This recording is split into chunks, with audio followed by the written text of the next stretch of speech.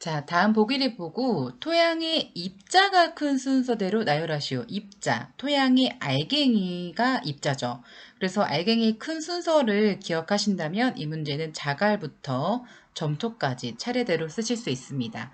아마 빈칸으로 나올 수도 있으니까요. 전체적인 순서는 다 외워주세요. 자, 16번. 다음 보기를 보고 토성 토성은 뭐죠? soil texture. 토양 알갱이의 크기에 따라서 이제 토양을 이제 5가지로 구분하는 건데, 알갱이가 큰 부분은 사토, 알갱이가 작고 점토가 많은 그런 토성은 식토라고 볼 수 있습니다. 근데 여기서 더 나아가서 통기성과 배수성이 크다.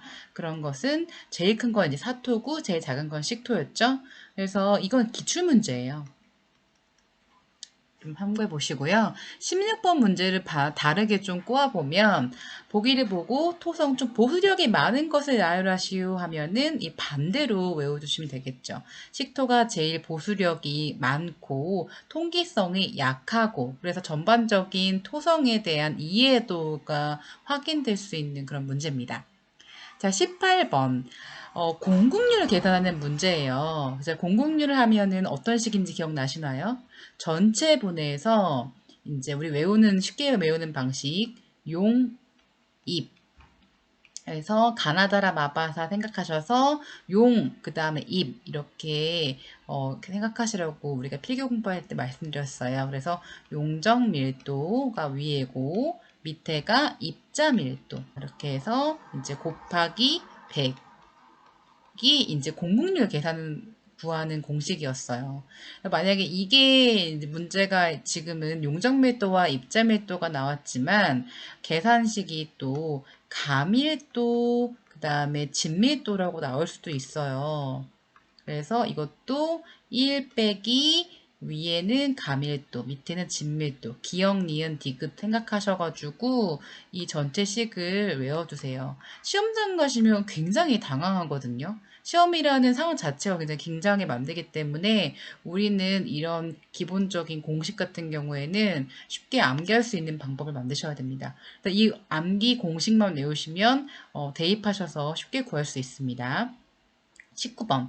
식물이 흡수하고 이용할 수 있는 수분, 그리고 범위를 쓰세요 하면 유효수분 혹은 모관수라고 보실 수가 있어요. 앞에 모관수 문제는 나왔었죠? 이번에 유효수분 문제를 냈습니다. 범위는 포장 용수량에서 연구 위조점까지예요. 혹시 조금 더 공부하실 수 있다 하시면 이거에 관련된 PF 범위까지 외워두시면 좋겠네요. 자, 20번. 토성 구분 삼각도를 보고 요거에 맞춰서 토성을 쓰시오라는 문제입니다. 사실 이 문제가 조금 이게 세부적인 빈칸이 나와야 되는데 그렇지 않아가지고 아마 풀기 힘드셨을 거예요. 자, 이 문제 첫 번째. 미사가 30이고, 자, 미사표 10이고, 미사가 30이고, 모래가 이제 50이다.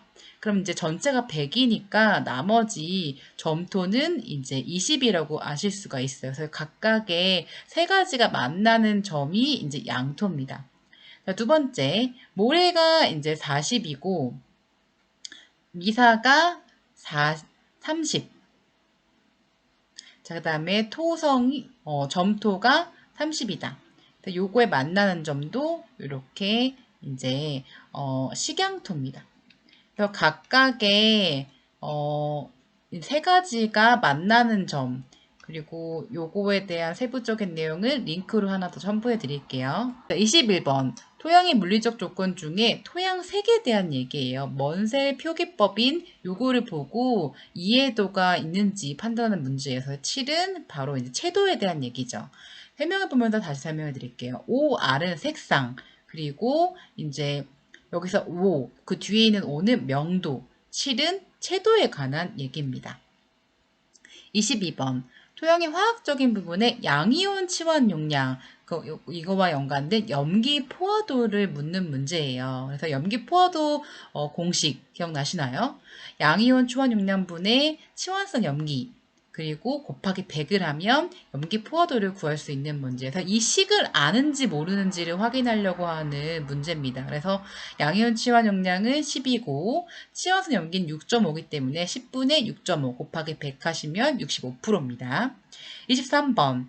22번은 조금 더 심화해서 낸 문제예요. 여기서는 양이온 교환 용량 10, 그다음에 칼슘, 마그네슘, 칼륨, 그다음에 이제 나트륨까지 있으면 좋은데 그게 칼마, 칼나 그게 네 가지가 치환성 염기거든요. 좀 써드릴게요. 칼슘, 마그네슘, 칼륨, 나트륨 요 네 가지가 치환성 염기입니다. 이 내용 부분이 이해가 안 가시면 필기부분 좀 더 이 내용을 좀 보충하셔야 돼요. 자, 그래서 이 네 가지가 포함이 안 되는 알루미늄은 빼시고요. 이 네 가지 숫자만 더하시고 계산하시면 10분의 6 곱하기 100 하시면 이건 60%입니다. 24번이에요. 토양 산도 측정 방법에 대한 얘기입니다. pH죠. 자, 필답 시험 전에 실기 내용 하실 때 이게 아주 중요한 문제였어요. 토양 산도 측정 방법은 토양, 여러분이 측정을 하는 토양 대 증류수의 비를 1대5의 법을 기준으로 우리가 토양을 분석을 했습니다. 토양이 만약에 5g이면은 증류수는 25ml를 했었거든요. ml.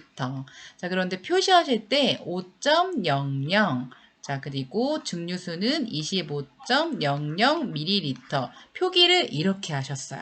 그래서 요거 사항도 과거에 우리가 기출문제에 대한 내용이니까 표기하는 방법까지 꼭 알아두세요. 자, 25번. pH 3 이하의 산도. pH 3 이하다. 그러면 이 토양 산도의 뜻하는 말은 무엇일까요? 했을 때 강산성이다 라고 표기할 수가 있네요. 자, 그래서 우리가 pH는 우리가 1부터 14까지 보통 생각을 하고 가운데가 7이다 라고 이해를 하시는데 7은 중성 그리고 1은 산성 그것도 아주 강산성이라고 이해를 하죠. 그리고 14는 강알칼리성 아니면은 각염기성 이렇게 얘기를 하죠. 자, 그래서 여러분들이 전체적인 토양 산도를 이해하고 있는지 그거를 파악하는 문제고 이것도 기출 문제였습니다. 자, 26번 토양의 이제 세부적인 내용을 파악하시는 문제인데요. 요거는 이제 선긋기 문제였어요. 선긋기 문제. 그래서 보기가 다 주어졌고요. 이거에 왼쪽 오른쪽 문제가 맞는지 파악하는 내용이었는데요. 자, 한랭 수변지대의 침엽수림 그리고 논의 노후화 답 이런 내용이 나오면 우리가 포용 하면서 외우던 내용이 있습니다. 그래서 답은 포드졸화예요. 포드졸화. 용탈층의 그런 특성을 보이는 포드졸화.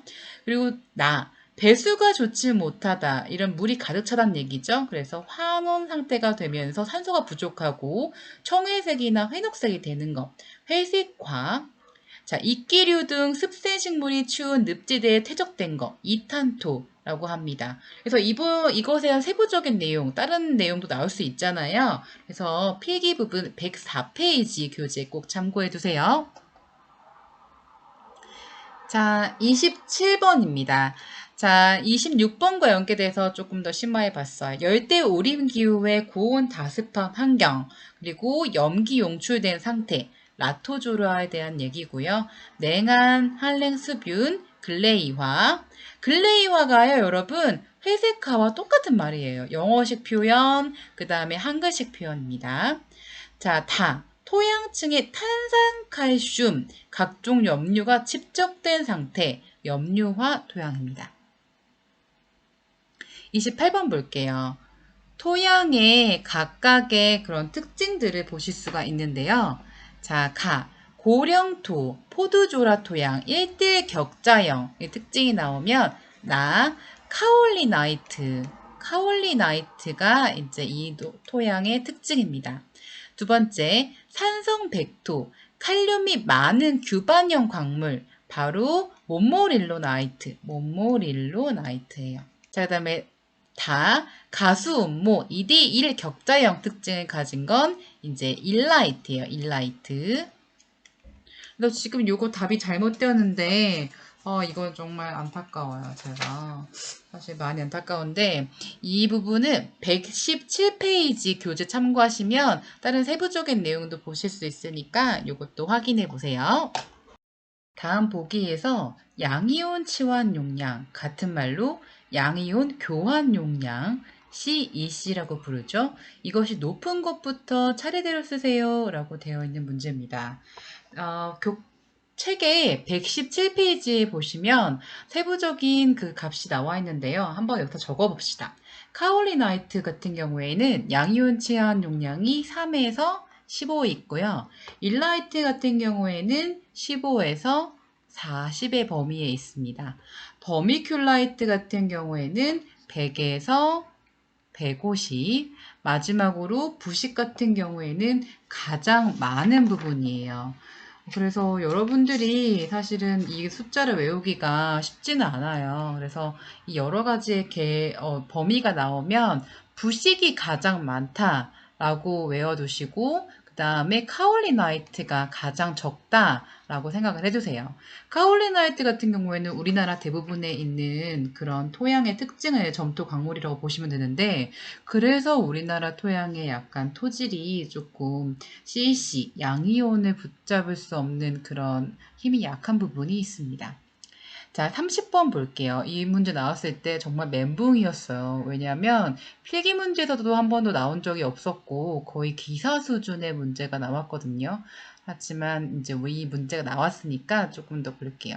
토양 부식 중에 알칼리성의 불용부로서 전체 부식의 20에서 30%를 차지하고 무기 성분과 매우 강하게 결합되어서 분해되지 않는 다음 물질은 무엇인가요? 했을 때 보기가 짠짠짠짠 이렇게 네 가지가 나왔습니다. 그래서 요거 문제에서 물어보는 거는 휴민 같은 말로 부식해라는 거예요. 부식해는 토양에서 수한 나트륨 용액으로 추출되지 않고 남아있는 화학 물질을 얘기합니다. 31번도 한번 같이 볼까요? 자, 토양 중 부식의 주요한 부분을 이루고 양이온 교환 용량이 200에서 600, 그리고 일가 양이온과 결합한 염은 수용성이지만 여러 가지 다가이온과 결합하면 물에 용해되기 어려운 것은 했을 때 부식산입니다. 나머지 부분들도 같이 한번 보시고요.